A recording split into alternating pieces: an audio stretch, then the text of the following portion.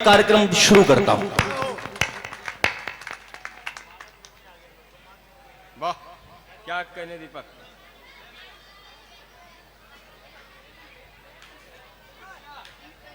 अब आप ये अंदाजा लगा सकते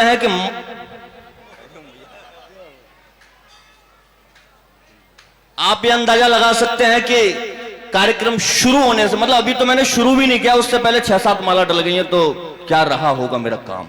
बहुत अच्छे। तो एक बार बजा दीजिए जोरदार तालियां, मैं शुरू करता हूं। फुटपाथ इतना चौड़ा है, फिर सड़क का नक्शा क्या होगा। वाह। हथेली पर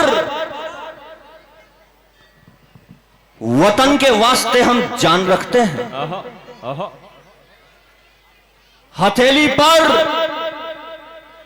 वतन के वास्ते हम जान रखते हैं, लबों पर गीत बंदे मातरम का गान रखते हैं, रगों में खौलता सा रक्त, शब्दों में भी अंगारे, हृदय को चीर कर देखो तो हिंदुस्तान रखते हैं। वाह वाह अद्भुत।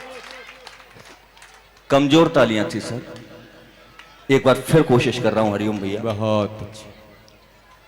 घनघोर आंधियों के साए में हर पल रहने वाले हम, मीना वंदन झारखंड से आती हैं, इनके हस्बैंड कलेक्टर हैं, 2 लाख रुपए महीने कमाते हैं ईमानदारी से। हाँ, लेकिन फिर भी मंच पर हैं। जरूरत क्या है कि घनघोर आंधियों के साए में हर पल रहने वाले हम, मौसम के विपरीत थपेड़े हर पल सहने वाले हम, जन जन के अंतर्भावों को करते हम ही उजागर हैं, क्योंकि समय की दबी हुई चीखों को कहने वाले हम। वाह बहुत अच्छे। लेकिन हरिओम भैया कौन सी चीखें, क्या कहने दीपक। मैं तो जैसे ही अंदर घुसा गली में, एक सज्जन मुझे मिल गए धिमसरी के। माता जी अब तो बैठी लो 2 मिनट। दीदी दीदी तो मेरी कसम है, बैठो, मेरी सौगंध है तुमको। हाँ यार हद हो गई शिवनंदन भैया, हद हो गई। मतलब आप लोगों के सामने इस समय एक चैलेंज भी है, और चैलेंज यह है कि ये जो बाहर से कवि आए हैं, इनको ये बताना है कि धिमसरी में कवि सम्मेलन नहीं होते, कविता भी निकलती है, क्योंकि मैं आपके घर का हूं। बजाओ एक बार जोरदार तालियां। वाह। मैं मनोज भैया जैसे ही अंदर घुसा तो एक सज्जन मुझे मिल गए, बोले कि दीपक जी आप तो कवि हैं। मैंने कहा कवि हैं? बोले कवि सम्मेलन में। बोले हाँ कवि सम्मेलन में आए हैं। बोले आप मनोज प्रधान जी को जानते हैं, वो पहले प्रधान थे। मैंने कहा जानता हूं। बोले यार उनसे हमारी सेटिंग करा दो। इस समय आप देख रहे हैं सबरस टीवी। थोड़ी दूर और आया, बोले भैया मनोज भैया को जानते हैं? मैंने कहा जानता हूं। बोले उनसे हमारी सेटिंग करा दो यार, डॉक्टर साहब के साथ रहते हैं, डॉक्टर साहब पूर्व विधायक रहे हैं, उनकी पुत्र वधू इस समय जिला पंचायत अध्यक्ष है।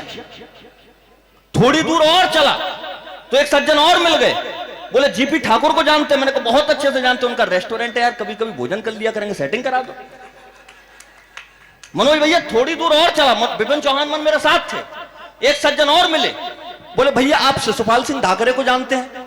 मैंने कहा जानता हूं, वो प्रमुख समाज सेवी है यार, उनसे हमारी सेटिंग करा दो, कभी कभी कार्यक्रम करेंगे तो 11,000 रुपए ले लिया करें।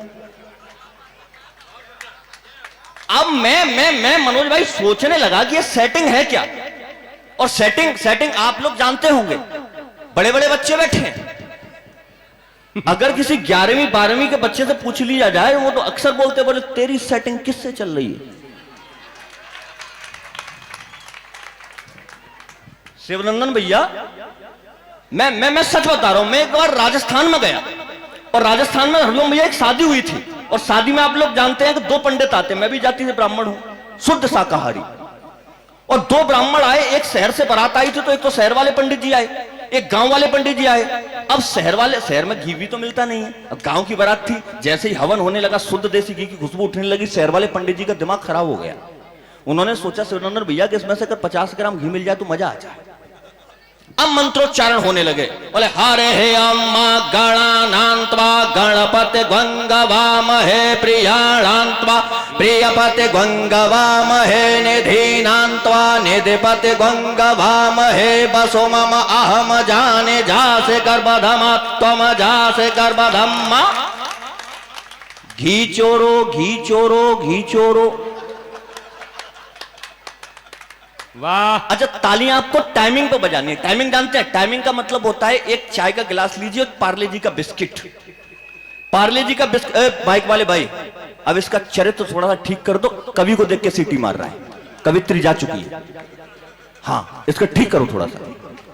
मैं टाइमिंग बता रहा था भैया। टाइमिंग, टाइमिंग क्या होती है? चाय का एक गिलास और चाय के गिलास में पार्ले जी का बिस्किट, बिस्किट जैसे डुबाया और जरा सी देर की तो उसी के अंदर चला जाएगा। अब वो जो टाइमिंग है ना, कि डुबाया और निकाला मुंह में, वही टाइमिंग है कि जैसे ही यहां से पंच आए उसी समय आपको ताली बजानी है। तो हरे हे अम्मा गणानान्त्वा गणपति गंगवामहे प्रियाणान्त्वा प्रियपति गंगवामहे निधीनान्त्वा निधिपति गंगवामहे बसो मम अहम जाने जासे गर्भदमात्म जासे गर्भदम्मा घी चोरो घी चोरो घी चोरो। वाह।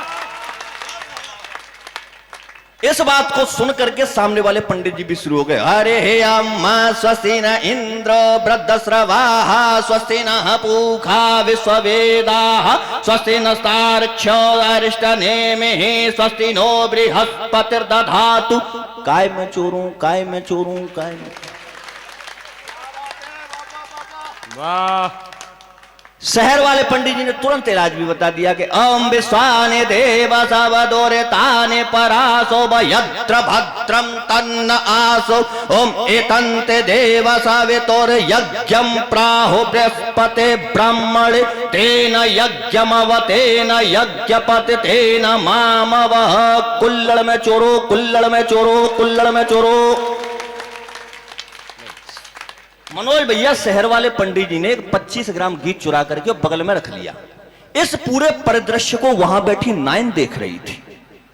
नाइन तो माता जी आप जानती हो, वाइफ ऑफ नाउ, और अंग्रेजी में समझा तो नेचुरल प्रेस रिपोर्टर, हिंदी में समझा तो प्राकृतिक पत्रकार।